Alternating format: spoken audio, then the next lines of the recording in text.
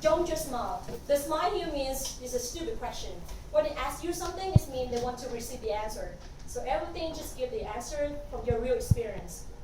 Some very those simple questions like that. Because you know that the cultures are different. So what familiar to us is very weird and change for them. So that's why they're very curious about Vietnam in those simple things like that. And that's about the lifestyle. So besides history, lifestyle, you can learn more about their habits and lifestyle. That means the tourist habits and lifestyle, not Vietnamese.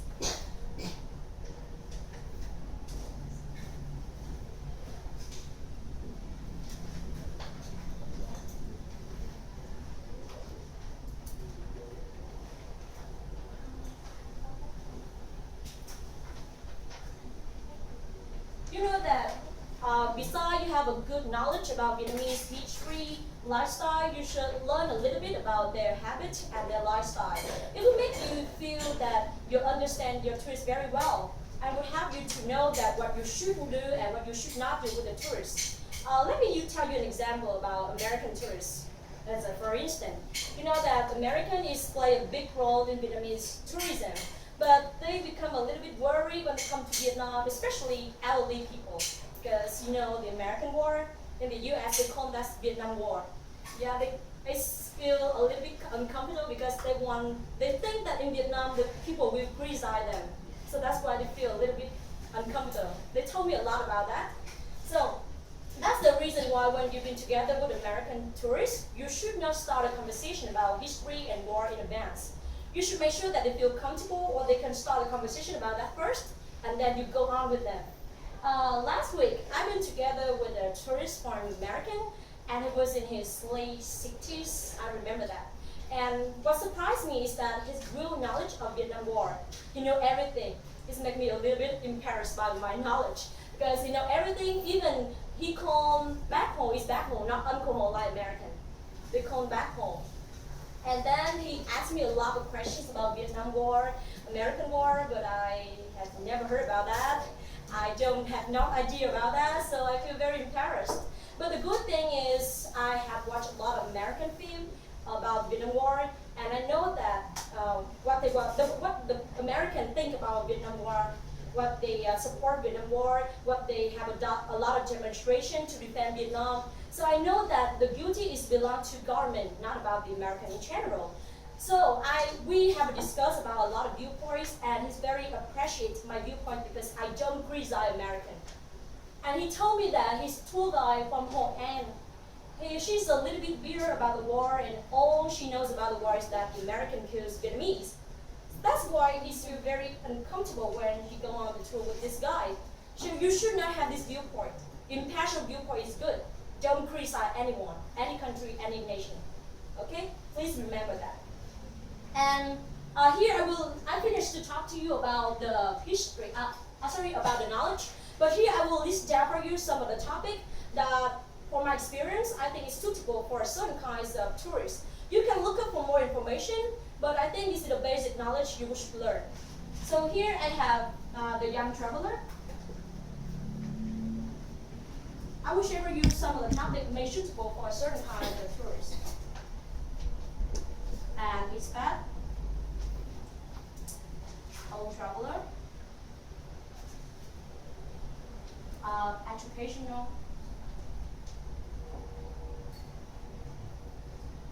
traveler, and leisure.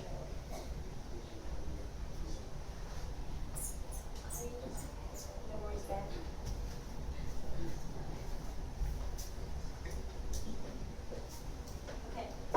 So here's the 5 types of tourists that I've been together. So here I will list down for you some of the topic you should talk together with them. For young traveler, or you can call that the backpacker. You know, they have a very limited budget, but the thing they want to learn is very a lot. It means that they want to learn everything. Because if you have a limited budget, but when you travel, this means that you want to get experience. Experiencing is their priority. So you can learn, you can talk to the young traveler, the backpacker, everything. History, culture, lifestyle, your true story, personal story, everything you can share. You can feel comfortable when you share with them. Because they want even to learn a good thing about Vietnam and the bad thing about Vietnam. So with the young traveler, it's very easy. But for the expat, expat is the foreigner, but they live in Vietnam, so they call them expat. But they have been living in Vietnam for a while, like 1 year or 2 years. So what they want to see is that the different side of the city. Because some expat, I've been together with them for about 10 times. And what surprised me is that they just know from their home to their office, from the office to the airport, and from the airport to the office, just that. So what they want to see is that different sides of the city. Like you can show them to the wet market, you can show them to the place that just the local come, not the expat. That's the thing they want to see, different sides of the city. How about old traveler? It's a really tough tourist, I think. Because with the old traveler, they have a very intensive budget and they have very high requirement. They want the tourists that they can get information from you, they can discuss with you, even a lot of things they're interested like history, the things in the past, and then you have to compare the things in the past up to the present day. They have a very high requirement. So for those old travelers, you should have a very high knowledge to talk to them. I don't want you to be called stupid because some tourists, when they come to Vietnam, when they speak to a lot of tour guides, like students in university, what they surprised that they know nothing about history, cultures, Vietnamese cultures, lifestyle, they know nothing. They just tell them a lot of joke. Joking is very suitable for young traveler, not for old traveler, because they want to learn knowledge, experience. So you should have prepared a very good, a basic knowledge, I told you, to speak with old traveler, especially in history and culture. For the educational traveler, that is, some people work for a certain field, a certain research, and want to come to Vietnam to gain more experience, or like go to the factory to learn more about the field. You should, if you have enough knowledge, you can talk to them about their field. They're very interested in that. Otherwise, you can talk about the history or the culture. It's okay, but they're very interested in their field. So if you have enough knowledge, to talk to them about the field. And about leisure. Leisure means that the people want to relax. So for example, the couple go on their honeymoon. This for instance. With this kind of tourists, they prefer the environment comfortable, relaxed. So you should not tell them a lot of information about history that I told you because it's simply too much for them to process because they want to relax, to comfortable. So just tell them a lot of interesting facts about Vietnam, like your lifestyle, your own experience, your own personal story, to make them feel comfortable and relax on the tour. Just tell them a little bit about information about Vietnam. Not just enough, not a little bit, sorry, enough information, but not too much, because they want to relax. This is like all of you, when you heard about history lecture, it's very boring, right? So don't do that with them. They want to travel. Okay, this is about leisure, like the couple go on their honeymoon or the family, they want to travel. That's about leisure. So that is about knowledge. I finished the main point is in knowledge. So let's move to the next point, that is language.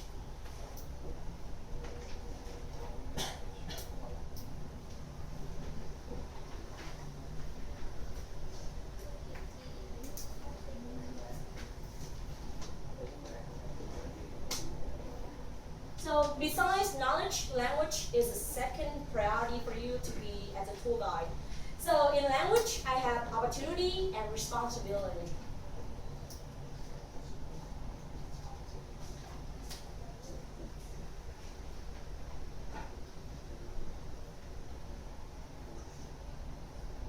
Okay, so for opportunity, maybe all of you think that being as a tour guide is a great chance for you to improve your English, right?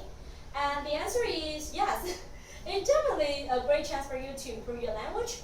But let me show you how to improve your language effectively. Not just speak to them and then you improve, not that.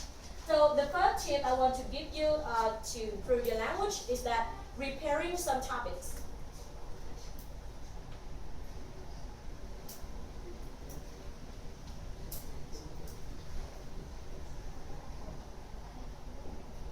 That means you can look up on YouTube or every kind of sources you like, but you find out some useful phrases, useful conversation, useful knowledge that you think that you can probably use it on the tour. So then after you list down, write down some useful phrases, you can learn by heart all of them. Remember, learn by heart. This is the only way to learn language in general and English in particular. You have to learn by heart all the phrases you have listed down and you look at. And then you have to practice. Practice make perfect. Okay, so how can you practice? This means when you learn by heart all the phrases, you can use it on the tour every day, on every tour.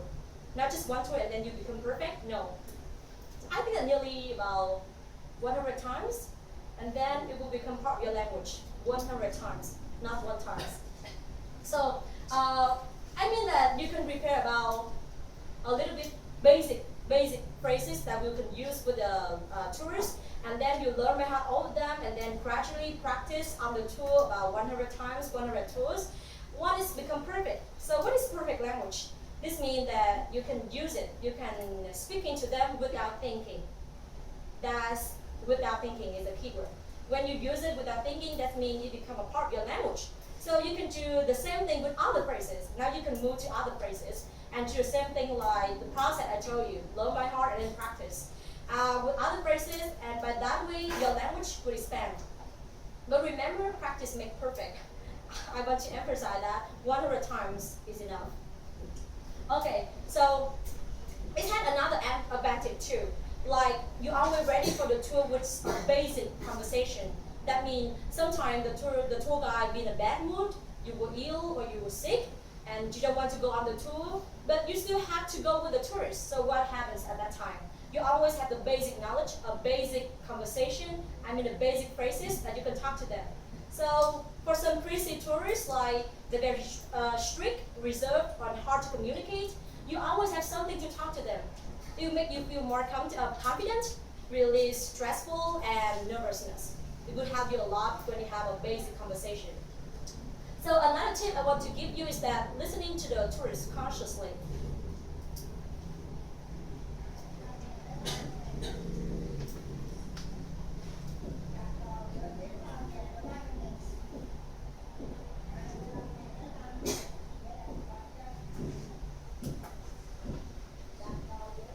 That means you can finding out the way the tourists use the language, how the native speaker they use the language, and then you can speak the same thing in the same context like them. Remember the same thing in the same context. Don't use your own language in a different context. Finding out the way they use the language in the context they speak to you, and you can do the same thing, you learn them, and then you use the same word in the same context like that. It will help you to not only improve your English speaking skill, it also help you to improve your listening skill. This is two tips I want to share with you about opportunity to learn English from tourists. So remember that there's always responsibility in opportunity, right? So our responsibility is to speak good, clear English. So I know that because you want to be as a tour guide to pray for a charity, right? So the tourists have to pay for the tour, and you use the money for the charity. This means they have to pay for the tour. So their requirement is very high. They not just want the student to communicate with them, no, because they have to pay. So they expect more than that. They expect the tour guide where they can get information, where they can communicate, they can discuss. Remember that they have discussed a lot, not just get information. So they have a very high requirement for you. So you have to speak English good enough for them to understand you, and they can get information from you. So that's the way I usually tell you that how to improve your language, but you usually have to improve at home and become a good tour guide and good English enough to talk to them. So just for example, I want to tell you about how to use language in the same way, in the same context like them. For example, because I've been together with a tourist from Africa, but she original from Africa, but now living in the U.S. He had very dark skin. When she asked me that why women have to wear a mask and wear jacket every day, I told her that because of the sunlight, we do not like dark skin. Right after the tourist heard that, she became very reserved and seemed like very uncomfortable. Do you know why? Because our skin is dark. Yeah. We just think that dark skin means the skin with the effect of sunlight, right? But dark skin is a little bit about race, about the skin color. It's not good when you say that. You can use tanned skin instead. You know tanned skin?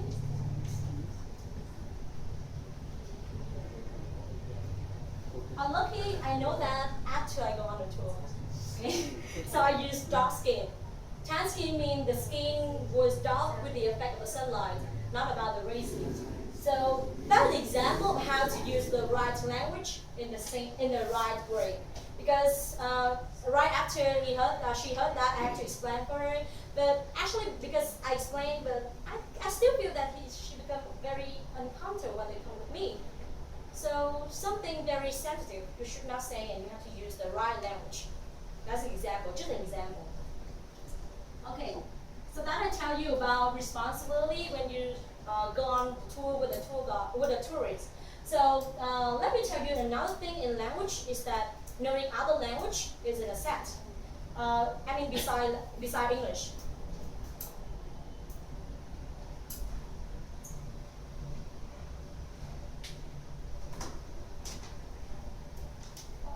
Other language here could be Chinese, Korean, Japanese, and many different language.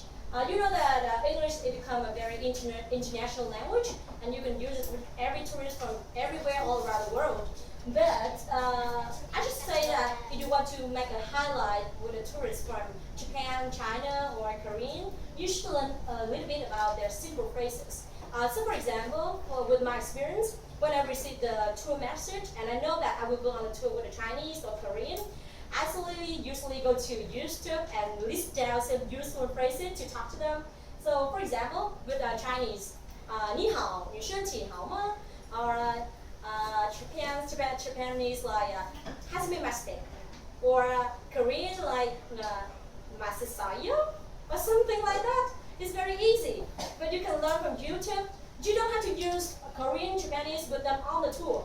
Just some very simple phrases, but it will make them very exciting, very interesting about the tour, and it will be a highlight. A highlight of a tour.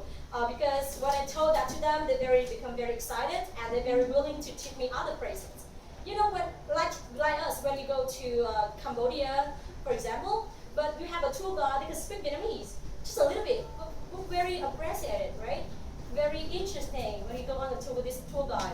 So don't have to learn a lot, but just a little bit to make the tour become more interesting. That's the tip I want to give you. So that's it. I finished about knowledge and language. So here, right now, Nyung will share for you about behaviors and skills. Thank you.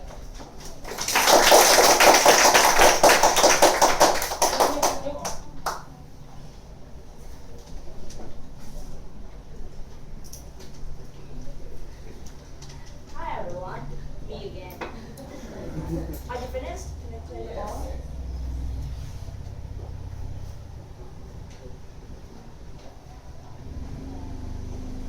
Okay, now I'm going to talk about some skills and some behavior that a tour guide needs. First of all, I would like to talk about some skills.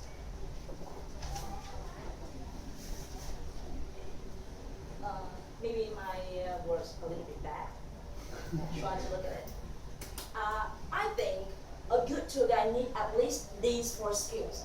Firstly, good communication skills. Secondly, you know how to solving problem skills. And psychology, you have to know your tours well. And the last one, making the tour dynamic. Let me write it first. Communication skills.